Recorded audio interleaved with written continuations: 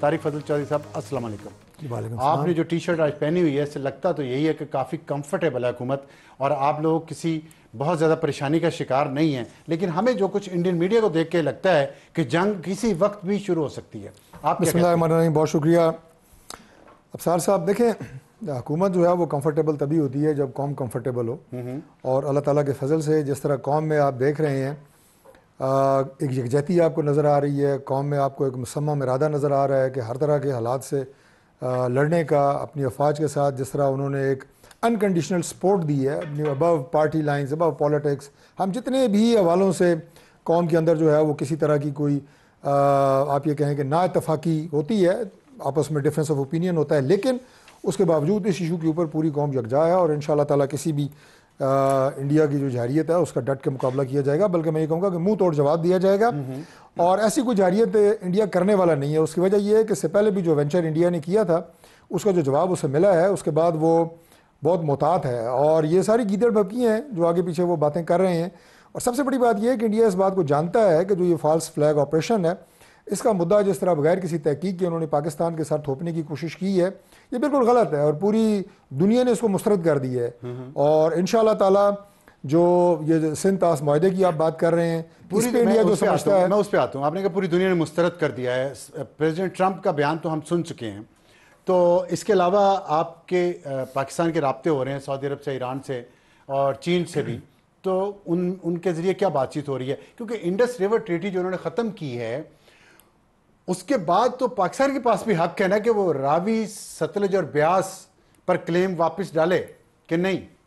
बिल्कुल जी, ये सारे हमारे राइट्स हैं और तमाम जो हम इंटरनेशनल कम्युनिटी को इस सारे कॉन्फ्लिक्ट के अंदर इन्वॉल्व कर रहे हैं, उसकी वजह यह है कि पाकिस्तान हक पे है। पाकिस्तान जो है उसका मौक़िफ़ बड़ा जानदार है और पूरी मौक़िफ़ तो जानदार है, लेकिन मेरा एक स्पेसिफिक सवाल है कि ब्यास, सतलज और रावी, इस पे जो पानी रोका हुआ है जिन हेडवर्क्स पे इंडिया ने, आपने कहा कि अभी जारियत करेंगे तो हम पहली स्ट्राइक हम करेंगे।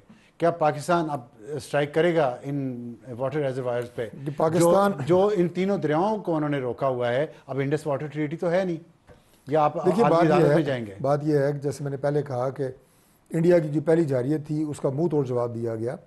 अब भी अगर वो कोई वेंचर करता है तो उसका जवाब उससे ज़्यादा सख्त दिया जाएगा। लेकिन पाकिस्तान की स्ट्रेटजी क्या होती है, ये एक स्ट्रेटेजिक प्लानिंग के तहत है। मैं आपको गवर्नमेंट की तरफ से हमें भी बताएंगे, कौम को भी बताएंगे। नहीं, कौम को बताएंगे उस वक्त जब मुनासिब वक्त आएगा। मीम्स की हद तक तो ठीक है, लेकिन संजीदा मामला है ना, खतरनाक सूरत हाल तो है, किसी वक्त भी कुछ हो सकता है। इंडस रिवर ट्रीटी नहीं है अब, इसका मतलब सतलज, ब्यास और रावी पे जो अंडरस्टैंडिंग थी वो खत्म हो गई। सर साहब, आप एक ही सवाल तीसरी दफा पूछ रहे हैं, मैं आपको जवाब में दे नहीं सकता, इसलिए कि ये एक स्ट्रेटेजिक कौम तो जवाब स्ट्रेटेजी है। कौम जवाब उस वक्त चाहेगी कि जब सूरत हाल क्लियर होगी।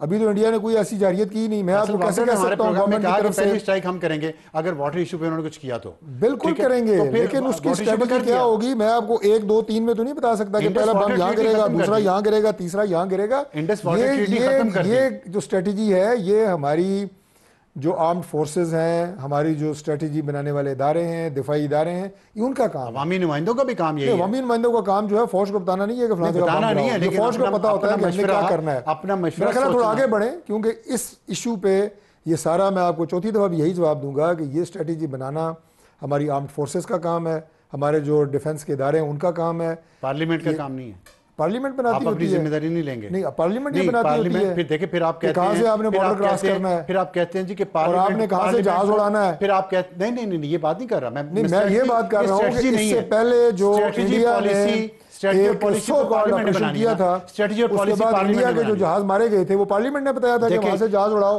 और उसका पीछा करो। ऐसा नहीं होता। फिर जब कहा जाता है कि सियासतदान अपनी जिम्मेदारी नहीं पूरी करते, अपना जो उनका रोल है वो नहीं प्ले करते, इसी बात पे करते हैं जो आप कर रहे हैं।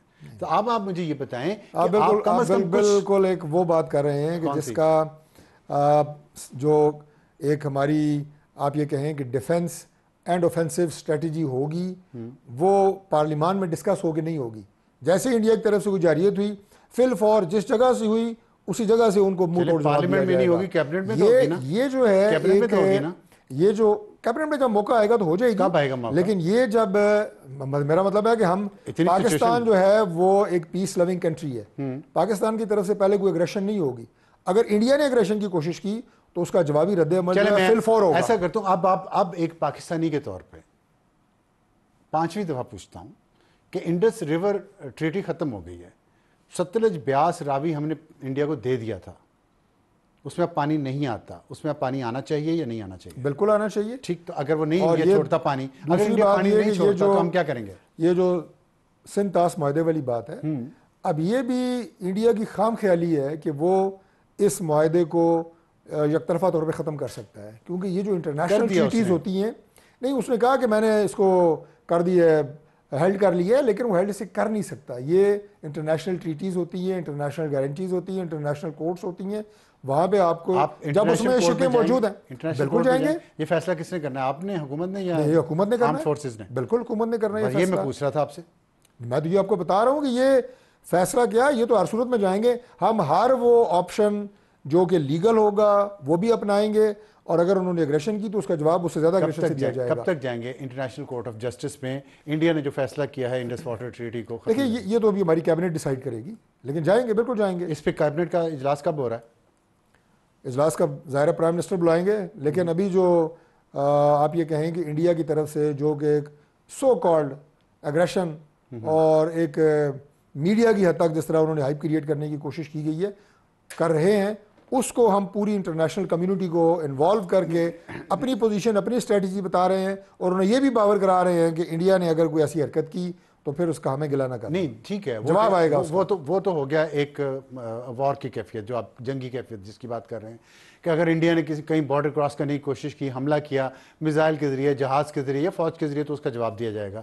लेकिन मेरा सवाल ये है कि प्रोएक्टिव क्यों नहीं लग रही मुझे हुकूमत? फर्ज करें इंडस वाटर ट्रीटी उन्होंने अनाउंस कर दी और चीज़ें, शिमला माहिदा तो खैर आपने, उन्होंने उसके खिलाफ आप इंटरनेशनल कोर्ट ऑफ जस्टिस में क्यों नहीं, जल्दी से क्यों नहीं जा रहे? इंतजार किस चीज़ का कर रहे हैं? उनकी एक कैबिनेट कमेटी है सिक्योरिटी पे, उसने ये फैसला अनाउंस किया है, उसकी कोई कानूनी हैसियत तो है ना उस फैसले की, उसको लेके आप क्यों नहीं जा रहे? कानूनी उनके खिलाफ जो कार्रवाई है वो क्यों नहीं कर रहे?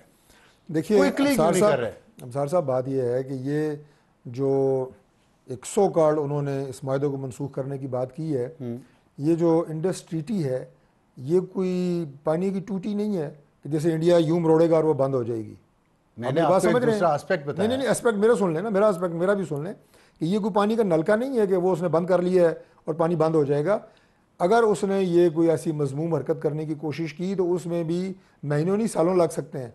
इसलिए ऐसा नहीं है कि कुछ पानी तो स्टोर तो कर सकता है ना। उस वक्त स्टोरेज की बात बता रहा हूँ कि वो स्टोरेज कोई पानी की टूटी नहीं है जो फौरन बंद कर देगा सिंध के दरिया को। डिले तो कर सकता है, वो तो डिले कर सकेगा, उसमें सालों लग सकते हैं। नहीं, इसलिए ये नहीं है, जो इस वक्त बात सुन लें, ये नहीं है कि इंटरनेशनल कोर्ट ऑफ जस्टिस में हम एक हफ्ता अगर लेट जाते हैं या 10 दिन लेट जाते हैं तो दरिया बंद हो जाएगा। मैं ये बात करने की कोशिश कर रहा हूँ, नहीं कोई लेट नहीं जाएंगे, ज़ाहिर है इसके ऊपर प्रेशर इंडिया में बढ़ेगा अगर आप जल्दी से जाएंगे तो। अपनी एक लीगल स्ट्रेटजी बनानी है, आपने अपनी टीम बनानी है, आपने इसको कैबिनेट में डिस्कस करना है। यही तो बता रहा हूँ कि ये सारी चीज़ें वो हैं जो नियर फ्यूचर इंशाल्लाह ताला आगे आएंगी, और ये एकतरफा कहने से ना तो मुआहदा ये मनसूख हो सकता है और ना को फौरी तौर पर इंडिया इस पानी को बंद कर सकता है। नियर फ्यूचर से आपकी क्या मुराद है?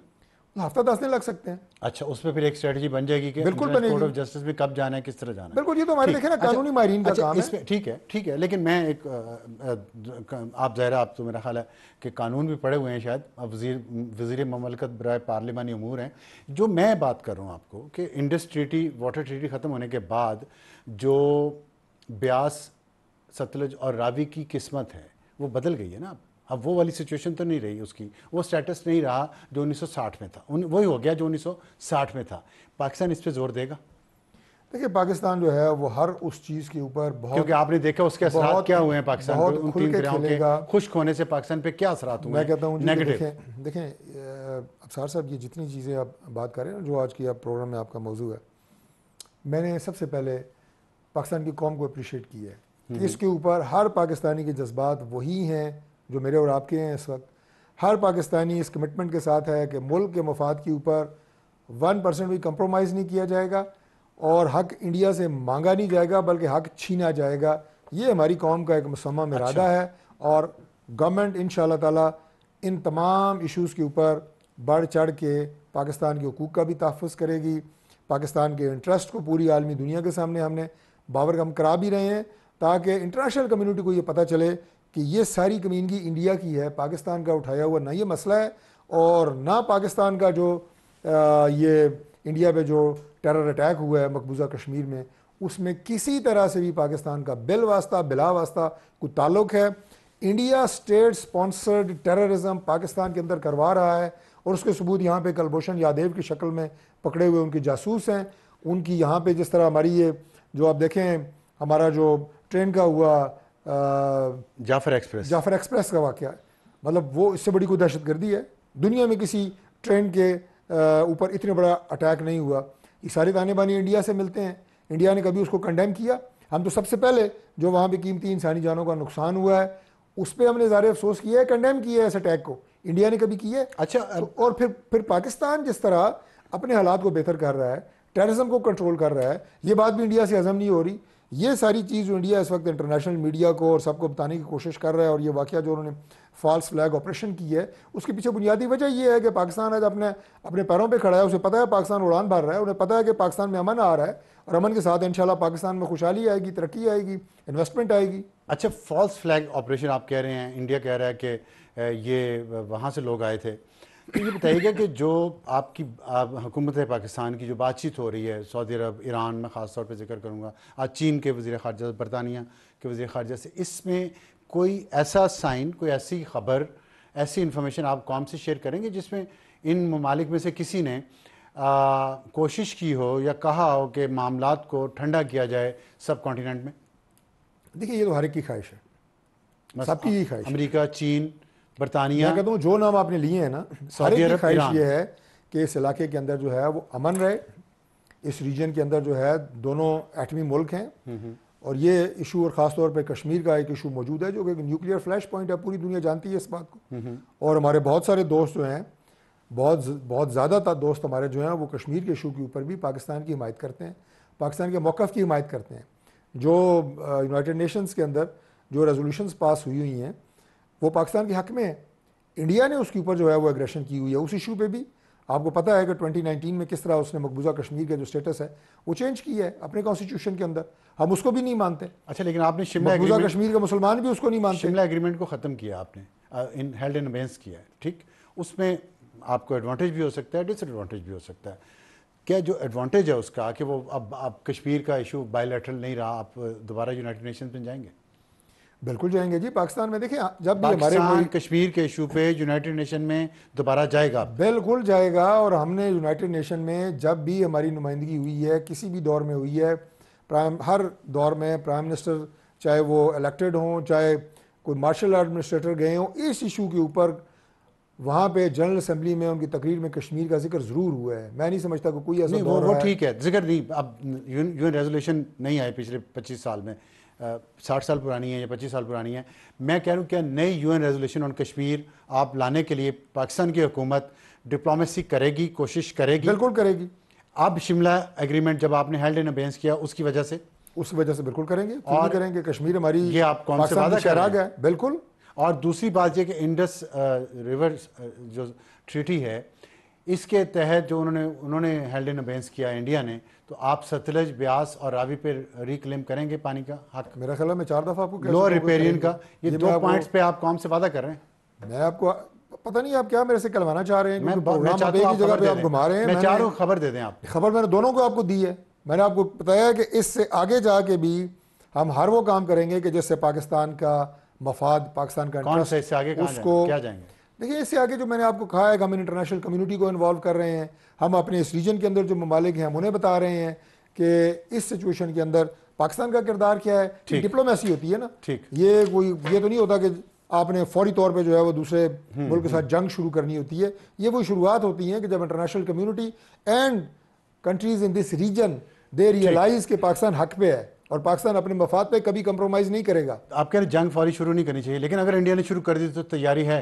100% तैयारी है, इंडिया से ज्यादा तैयारी है, 100%। और इंडिया का जवाब 2019 से बेहतर मिलेगा या वैसे मिलेगा? बेहतर मिलेगा। ये भी बेहतर मिलेगा, ये इंडिया को पता है। वरना इंडिया इस वक्त इंडिया को कैसे पता चला? देखें, इंडिया को कैसे पता? इंडिया को बच्चा तो नहीं है। नहीं, इंडिया को पता होता है। अगर कोई मैसेज भिजवाया तो बता दें। नहीं, मैसेज तो उन्हें फ़ोन करके तो नहीं भिजवाया जाता कि हमारे पास आप इतने Indirectly टैंक हैं और भिजवाया। इतने गोले हैं। 100% इंडिया को पाकिस्तान की जंगी सलाहियत का पता है, पाकिस्तान के अंदर अल्लाह ताला के फजल से जो कौम का अज़म है उसका पता है, जो अफवाज की तैयारी है, जो फ़ज़ाइया की तैयारी है उसका पता है। इसी वजह से इंडिया ने अभी तक कोई चवल नहीं मारी, ठीक। वरना वो चवल मार चुका होता। उसे अच्छा, पता है अच्छा। कि आगे से जो है उसके दांत तोड़े जाएंगे।